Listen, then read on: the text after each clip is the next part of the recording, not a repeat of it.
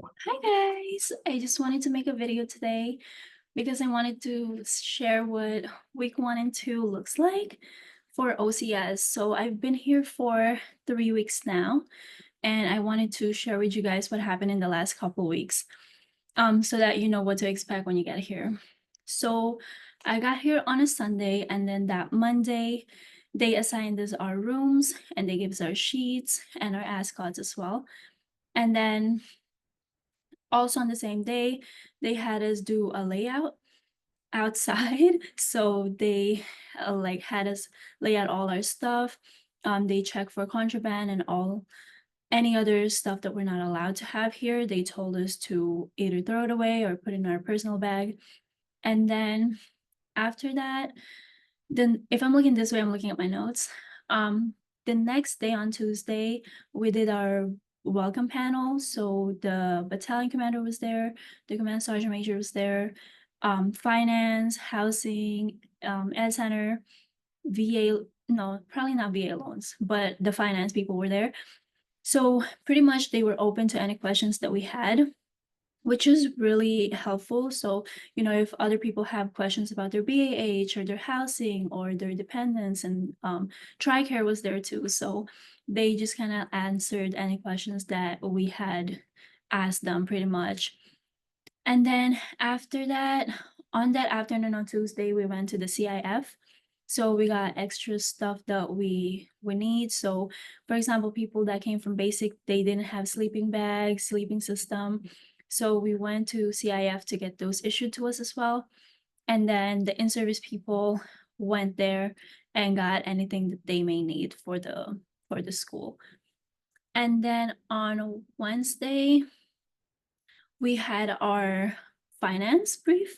So anybody that needed to get promoted or anybody that needs BAH assistance or anyone that is having pay issues and stuff like that, they took care of that on the first week. So they had written down their names, and you know, like they're gonna work with that. I'm not sure if people got their promotion yet or whatever, but that's what happened. And then on Thursday is when we move from gold phase to black phase. So as you can see right now, I'm wearing a black ascot. This means that I'm on black phase. So there's 3 main phases in OCS. So there's the black phase, the blue phase, and the white phase. In the beginning, when you get here on Sunday, you're gonna have you're gonna be on gold phase. So as you can see in my uniform, I'm wearing this OCS patch, follow me patch for the infantry, um, just a regular US Army flag and my name tag and US Army patch. But I'm wearing the black ascot now. So when you get here on Sunday, you're gonna be wearing the gold pins for your OCS patch. That's why they ask you to bring that. And then you're gonna be wearing the gold pin on your PC as well. And then on Thursday is when you'll do it kind of looks like an obstacle course. And for example, for us, we did rope climbing. Um, what else did we do? We like carried MRE boxes, litter. We went through the walls, did monkey bars and stuff like that. And it was kind of like a rite of passage for you to pass that obstacle course with your platoon, and then you can go ahead and move on to the black phase. Oh, and we also did a low crawl as well. So we low crawled all the way to the end of the field, and he was like, "Hey, if you're like one field away from getting from gold phase to the black phase, so you know, just go really fast." And then whoever was the fastest for the low crawl is also our guide on company guide on for that week. So people were just like going really fast. It was really funny. And then so after that on Thursday, we then moved to blackface, and we've been on blackface ever since. And then on that Friday, you're gonna get your laptop. So if you don't have like a laptop right now, I mean, it's not that big of a deal. They're gonna give you a computer. They're gonna give you a government laptop, and then you can use your CAC as well, your military ID. and plug it in the computer, and then you can go ahead and access your CIF records, your pay, your IPSA, everything else. And then within that first week as well, we had a lot of briefings about like sharp brief. We had like H2F nutrition brief, G2 brief, communicate and writing briefs, and a bunch of like small classes that will just, help you navigate through OCS and how to become a leader in the future. And then on that Saturday of the first week, we did the leader reaction course, which is like an obstacle course that every squad had to do a specific task to complete. And then there were like maybe 10 plus stations that they just have to complete that task. You can probably search it. It's called Leader Reaction Scores. I'm gonna see if I can take a video later on in the class so that I can post that video here of what that obstacle course looked like. And then we did our cyber awareness training on that weekend as well, and anti-terrorism training. So that's the end of week 1. So it's kind of, it sounds really busy, but it's not that bad, honestly. Like you get a couple hours to yourself at the end of the day, so it's not too bad. And on that Sunday as well is when we had church services. So there's church services here, and then you go to lunch together, and then you just chill out. We just chilled out towards the end of the day on Sunday. And on Monday is when we started getting into the classes more. So on that Monday of the next week, the week 2, is when we started the history class. So I know this is a very, I don't know, controversial topic. A lot of people say that the history test is like really hard, and a lot of people recycle for it. So we had our briefings and our classes on intro to history on Monday, and then history 1 on Monday afternoon. And then Tuesday, Wednesday, all the way to Friday, we just had our history classes on the first part of the morning. So we'll have our history classes and then lunch, and then we'll just do like other briefings. And what's great about that is our cadres are very good at giving us some time to study at the end of the day. So they'll go through the briefings that we have to do, and then if we have any questions and stuff like that, they'll help us. And then towards the end of that briefing, they'll just tell us to go upstairs, or we're going to go back to the OCS footprint, and then just go upstairs and study.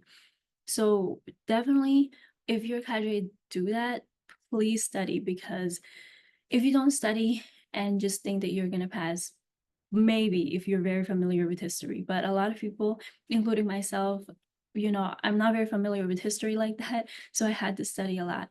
So from Monday all the way to Friday, we were just doing history back to back to back.